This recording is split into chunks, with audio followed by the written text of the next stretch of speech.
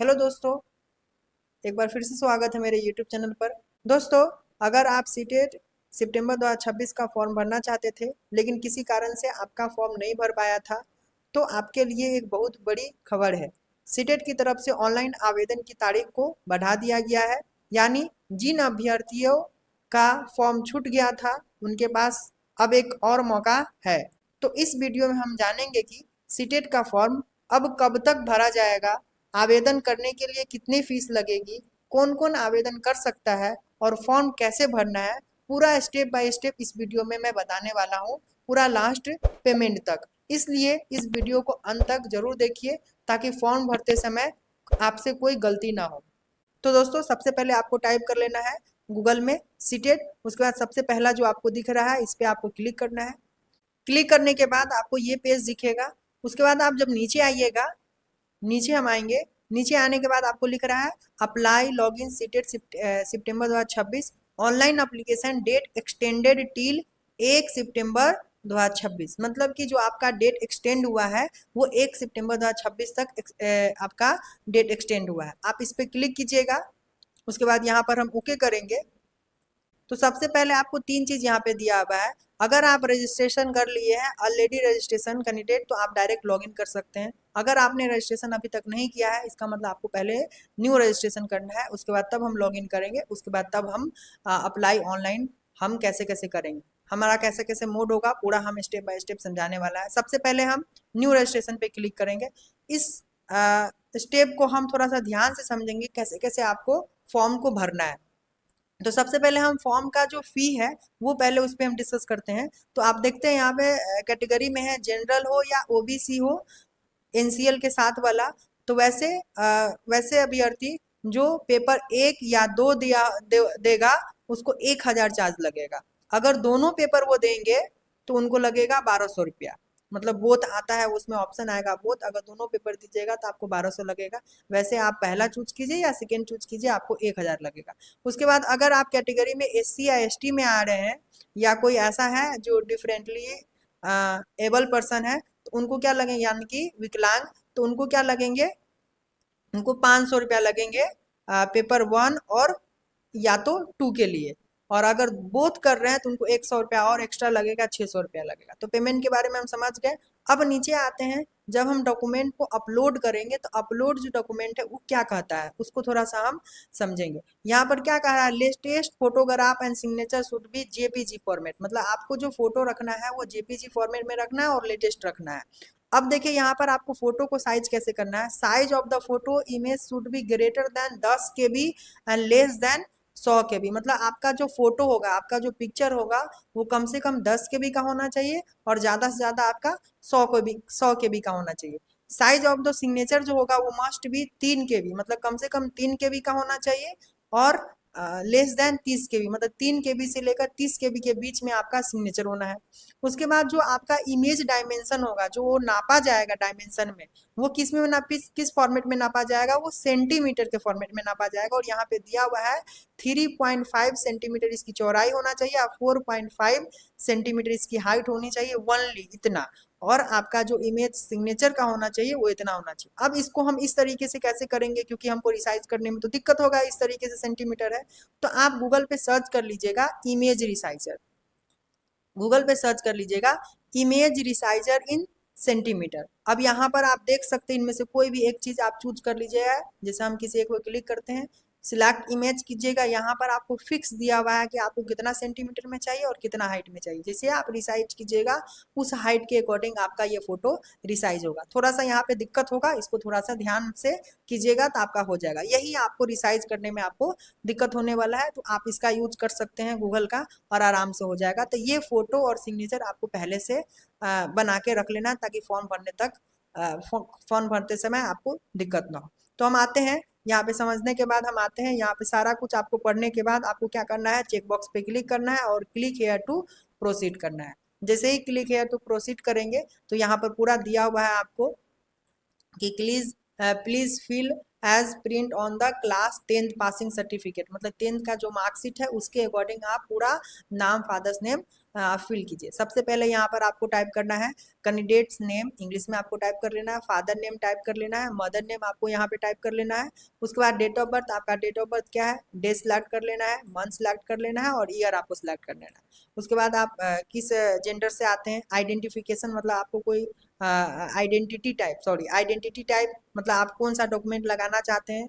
जैसे यहाँ पर वोटर आईडी है, पासपोर्ट है, bank passbook, photograph, ration card, any other government identity, like आपको आधार कार्ड लगाना है तो आप ये वाला क्लिक कर सकते हैं। Inter valid government identity number, मतलब यहाँ पर जो आधार कार्ड आप लगाइएगा, आधार नंबर या पैन नंबर, अगर पैन कार्ड लगाना चाह रहे हैं तो पैन कार्ड, नहीं तो आधार कार्ड लगाना चाहते हैं तो आधार कार्ड, यहाँ पर आधार नंबर डाल देना। उसके बाद नीचे आएंगे तो यहाँ पर है वही सेम आपका जो ऊपर आपने डाला है वही आपको टाइप कर देना है, कैंडिडेट का नेम, कैंडिडेट का फादर नेम, कैंडिडेट का मदर नेम और आपको डेट ऑफ बर्थ और जेंडर, ये ऊपर वाला सेम आपको यहाँ पे टाइप कर देना। नीचे आएंगे कॉन्टैक्ट डिटेल में हम बढ़ेंगे कि आपका जो डिटेल है वो कौन सा है। जैसे समझ लीजिए कि एड्रेस, आपको एड्रेस में डालना है कि आप फादर नाम एसो करके फादर्स का नेम, और ऑप्शनल में है ये चीज़ आप डाल सकते हैं कि आप कौन सा लोकेलिटी में है, कंट्री कौन सा है, स्टेट कौन सा है, डिस्ट्रिक्ट कौन सा है और पिन कोड क्या है। मतलब आप अपना नाम या फादर का नाम यहाँ पे डाल के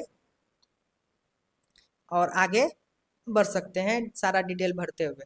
उसके बाद नीचे है इलेक्ट्रॉनिक्स कम्युनिकेशन एड्रेस, मतलब संचार के लिए आपको, मतलब आपको डायरेक्ट फ़ोन से कैसे, जैसे कि फ़ोन करना, ईमेल करना, ये सारे चीज़ के लिए आपको कौन कौन सा है, तो इस तरीके से आपको ईमेल आईडी डाल देना है, कन्फर्म ईमेल आईडी टाइप कर देना है। उसके बाद यहाँ पर है आपको अपना मोबाइल नंबर टाइप कर देना है और कन्फर्म मोबाइल नंबर टाइप कर देना है। अगर लैंडलाइन है तो वो कीजिएगा, नहीं तो नहीं, बस इतना ही टाइप करना है। उसके बाद नीचे आएंगे, जैसे ही हम इस पर सेव एज टिक करेंगे तो जो हमने एड्रेस फिल किया है वो सारा एड्रेस आपको अपने आप यहाँ पे नीचे फिल हो जाएगा। आपको एक पासवर्ड बनाना है, नीचे है चूज योर पासवर्ड, आपको एक पासवर्ड बनाना है, जो आपको पासवर्ड यहाँ बनाने के बाद स्ट्रॉन्ग पासवर्ड बना लीजिएगा। उसके बाद सिक्योरिटी क्वेश्चन आपको कोई चूज कर लेना है, आपको चूज कर लेने के बाद आपको यहाँ पे उस सिक्योरिटी का आंसर डाल देना है, ताकि आप पासवर्ड फॉरगेट करने के वक्त आपको ये पूछ ले और आसानी से आप फॉरगेट कर सकें। उसके बाद नीचे है आपको कैप्चा, कैप्चा सुनना है या देखकर आपको कैप्चा डाल लेना है। उसके बाद हम इसको सबमिट कर देंगे। सबमिट करेंगे तो अब हमारा रजिस्ट्रेशन हो जाएगा। उसके बाद हम लॉगिन करके फॉर्म भरना स्टार्ट करते हैं। तो चलिए हम इसको सबमिट करते हैं। जैसे ही आप सबमिट करते हैं तो यहाँ पर आपको लिख के आता है, please review the information carefully before the final submission. If you would like to change in any information field you may to do so by clicking. अगर आपको फॉर्म में कुछ गलत हुआ है तो आप इसको फिर से एडिट कर सकते हैं, अदरवाइज आप इसको क्लोज करके नेक्स्ट भर सकते हैं।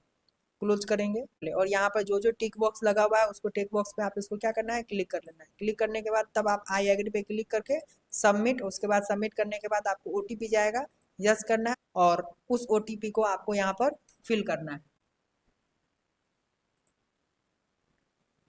जैसे ही ओटीपी फिल करेंगे तो उसके बाद आपका रजिस्ट्रेशन कंप्लीट हो गया है। अब आपको एप्लीकेशन फॉर्म करना है सेकेंड स्टेप में, और तीसरा स्टेप है आपका फी पेमेंट करना है। तो मेरा रजिस्ट्रेशन यहाँ पे कंप्लीटेड हो चुका है, यहाँ पे ग्रीन टिक लग गया। अब आपको क्या करना है, एप्लीकेशन फॉर्म करना है। आपको यहाँ पर एप्लीकेशन नंबर भी आ जाएगा, आपको उस एप्लीकेशन नंबर को ध्यान से रख लेना है। अब यहाँ पर हम फिलअप एप्लीकेशन फॉर्म पे क्लिक करेंगे। नीचे आएंगे तो यहाँ पर दिया हुआ है पर्सन डिटेल, यहाँ पर्सन डिटेल पे क्लिक करेंगे तो एज यूजुअल जो हमारा नाम है वो ऑटोमेटिक आपको आ जाएगा।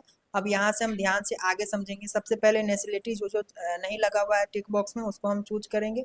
उसके बाद यहाँ पे कैटेगरी चूज कर लेना है, कोई भी कैटेगरी है कैटेगरी चूज कर लेना है। जो कैटेगरी होगा वो कैटेगरी आपको चूज कर लेना है।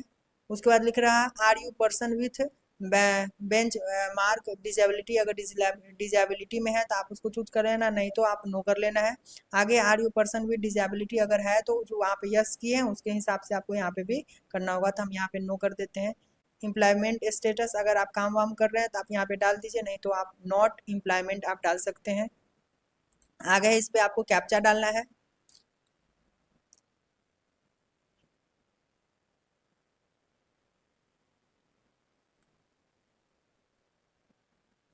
उसके बाद यहाँ पर है सेव एंड नेक्स्ट, यस करेंगे। नेक्स्ट स्टेप में है आपका अप्लाई फॉर, कौन सा लैंग्वेज है वो लैंग्वेज आपको चूज कर लेना है। आपको किस चीज़ के लिए अप्लाई, यहाँ पे हम समझेंगे आप किस चीज़ के लिए अप्लाई करना है, पेपर 1 के लिए, पेपर 2 के लिए या बोथ के लिए। पेपर 1 के लिए अप्लाई करना है तो यहाँ पे सिलेक्ट करना है, पेपर 2 के लिए अप्लाई करना है, ये करना है। आप चाहते हैं कि दोनों के लिए अप्लाई करना है तो आप दोनों चूज कर सकते हैं। उसके बाद यहाँ पे लैंग्वेज आपको चूज करना है कि किस लैंग्वेज में आपको करना है, सेकेंड लैंग्वेज आपको चूज कर लेना है। और आगे मिनिमम एजुकेशन क्वालिफिकेशन 1 to 5 ये आपको चूज कर लेना है। यहाँ पे आपको ध्यान से समझना है, जब आप इस पर क्लिक कीजिएगा कि आपको जो सर्टिफिकेट लगने वाला है जैसे डीएलएड वगैरह बीएड वगैरह होता है तो आपको यहाँ पे देख लेना है। पहला ऑप्शन है 1 से लेकर 4 क्रम तक है, आपको देख लेना है सीनियर सेकेंडरी और its equivalent with the list of 50% marks and past pursuing second year diploma in, मतलब डीएलएड हो गया, मतलब 2 साल का जो डीएलएड किए हुए हैं वो पहला ऑप्शन है। दूसरा ऑप्शन है कि वैसे अभ्यर्थी जो 45 मार्क्स के साथ पास हुए हैं और वो भी डीएलएड किए हुए हैं। तीसरा ऑप्शन है वैसे जो बीएड किए हुए हैं वो जो बीएड किए हुए वो 4 साल वाला बीएड किए हुए हैं वो 50 मार्क्स के साथ वो है, और उसके बाद दो साल के लिए 2 साल वाला बीएड किए हैं वो। तो आपको अगर बीएड किए हुए हैं तो आपको 1 2 3 के क्रम में 4 के क्रम में दिया हुआ है। अगर आप बीएड किए हुए हैं डीएलएड किए हुए हैं जो भी किए हुए हैं इसको आप ध्यानपूर्वक समझना है और इसको भर देना है। इस क्रम में जाइएगा 1 2 3 4 है उस 4 सिलेक्ट कर लेना है। अब आगे आएंगे, आगे आपको दिया हुआ है कि ये भी एक से लेकर 8 क्रम तक है। आप क्या है, पहला है graduation and past pursuing second year DElEd, मतलब ग्रेजुएशन भी है और आप डीएलएड भी किए हैं वो हो गया। दूसरा at least 50% marks either in graduation, मतलब ग्रेजुएशन के साथ साथ आपको 50% मार्क्स है जो पीजी के लिए, एंड पास्ट परसेंट और आप बीएड भी किए हुए हैं, मतलब आप ग्रेजुएशन भी किए हुए हैं बीएड भी किए हुए हैं, ये है। तीसरा है ग्रेजुएशन विथ एटलीस्ट मतलब 40% एंड पास्ट 40% के साथ आप पास किए हुए, 45% के साथ परसुइंग बैचलर इन, मतलब बीएड एंड एनसीटी वही जो है नॉर्म्स एंड कंडीशन के हिसाब से, मतलब बीएड किए हुए ग्रेजुएशन के साथ जो कम नंबर 45%। उसके बाद सीनियर सेकेंडरी भी आपको ये ध्यानपूर्वक देख लेना है कि बीएड किए हैं डीएलएड किए हैं, इसको ध्यानपूर्वक आपको पढ़ लेना है। Any candidate have qualify BEd programme recognise NCT is eligible to appear in, मतलब वैसे अभ्यर्थी जो बीएड के लिए प्रोग्राम के लिए रिकॉग्नाइज कर चुका है और जो अपीयर में है वो भी यहाँ पर क्या कर सकते हैं, डाल सकते हैं। इसका पूरा कंडीशन है, इसको आपको देख के डाल लेना है। 2011 है और कौन सा डेटेड है वो डेटेड के हिसाब से आप डाल सकते हैं। Post graduate with A minimum 55 ये आपको पढ़ लेना है। जो आपको इसमें से आपने जो लगा है उस पर आपको चिक बॉक्स पे क्लिक करके आपको ओके कर लेना है। अब आगे है कि क्वालिफिकेशन एग्जाम क्वालिफाइंग एग्जाम आपको मैथमेटिक्स के करने हैं कि साइंस, हर चीज़ का एक सब्जेक्ट आता है जो पेपर 1 और पेपर 2 दोनों में आपको दिखा रहेगा, आपको यहाँ पे चूज कर लेना है। नीचे आएंगे, चूज करने के बाद नीचे आएंगे क्वालिफाइंग एग्जाम, आपको इसमें से समझ के आपको क्या आपने किया है वो आपको चूज कर लेना है। उसके बाद नीचे आपको कैप्चा डालना है। उसके बाद are you sure want to the action, मतलब नेक्स्ट स्टेप के लिए हम फिर आगे बढ़ेंगे। उसके बाद आपका क्वालिफिकेशन डिटेल आएगा। उसके बाद क्वालिफिकेशन डिटेल में हम यहाँ पे देखेंगे, यहाँ पर है कि पहले स्टेटस क्या है, आप पास है या अपेयरिंग। अगर पास है तो पास वाला पे क्लिक करना है, उसका डिटेल अलग भराएगा। अगर आप अपेयरिंग है तो अपेयरिंग वाला आपको लगना है। फिलहाल हम अपेयरिंग वाला पे क्लिक करते हैं। अपेयरिंग वाला पे क्लिक करेंगे तो आप ईयर ऑफ पासिंग या ईयर ऑफ अपेयरिंग, आपको कब कौन सा में आप अपेयरिंग कर रहे हैं वो आपको चूज कर लेना है। कौन सा स्ट्रीम है वो स्ट्रीम एक ही रहेगा, आपको ये चूज कर लेना है। कौन बोर्ड है, किस बोर्ड से आप कर रहे हैं वो आपको देख लेना है। अगर आपको इस बोर्ड में नहीं मिलेगा तो आप सबसे नीचे आ जाइएगा।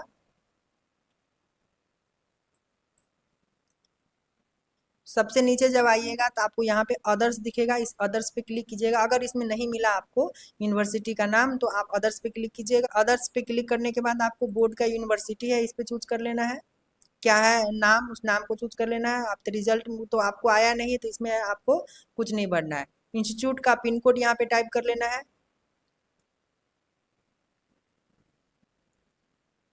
उसके बाद नीचे दिया हुआ है आपको इंटर कैप्चा, यहाँ पर आपको कैप्चा डाल देना है।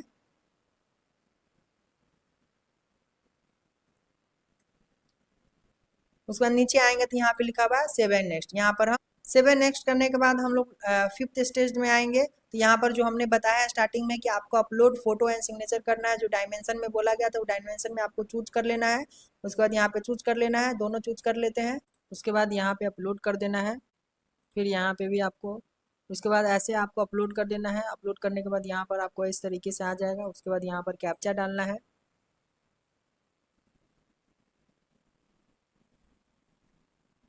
उसके बाद सेव एंड नेक्स्ट करना है, यस करना है। उसके बाद दोस्तों आ जाएगा आपको फाइनल सबमिट। फाइनल सबमिट में आपको क्या करना है, पूरा आपको रिव्यू चेक कर लेना है। हर एक जगह पर आपको यहाँ पर टिक मार्क्स होगा, आपको टिक मार्क्स पे टिक लगाना है। हर एक जगह पे ध्यान से आपको देखना है, सब पे टिक लगाना है। टिक लगाने के बाद आपको नीचे आना है और उसके बाद आई एग्री करना है। उसके बाद फाइनल सबमिट पे क्लिक करना है। जैसे ही फाइनल सबमिट पे क्लिक कीजिएगा तो आपको एक चीज़ और करना है, आपने मोबाइल नंबर तो वेरीफाई कर लिया है, उसके बाद आपको ईमेल भी वेरीफाई करना है। आपको ईमेल पे ओटीपी जाएगा, फिर जैसे ही सबमिट एंड गेट ओटीपी कीजिएगा तो आपको यहाँ पे ओटीपी आएगा, your email ID is verified successful. उसके बाद ओके करना है। ओके करने के बाद अब आपको लास्ट पेमेंट बचा, आपको पेमेंट करना है। पेमेंट पे क्लिक करना, ऑनलाइन पेमेंट पे क्लिक करना है, प्रोसीड करना है, उसके बाद ओके करना है। ओके करने के बाद कोई भी आप any debit card credit card use करके आप यहाँ पे प्रोसीड कर सकते हैं। प्रोसीड करने के बाद आपको यहाँ पे कार्ड नंबर डालना है, या आप यूपीआई से भी कर सकते हैं। यहाँ पे यूपीआई है, शो क्यूआर कोड पे क्लिक कर और उसके बाद आपको पेमेंट करना। पेमेंट करने के बाद आपका फॉर्म सबमिट हो जाएगा। दोस्तों ऐसे ही बने रहिए मेरे यूट्यूब चैनल पर, आपको हर एक फॉर्म की जानकारी आपको दिया जाएगा। फिर बीपीएससी का आने वाला है वो भी दिया जाएगा, मतलब जितने भी आपको एग्जाम्स होने वाले वो सारे फॉर्म की जानकारी यहाँ से आपको इसी चैनल पर आपको मिलने वाला है। तो इस चैनल पर आप सब्सक्राइब कीजिए। धन्यवाद।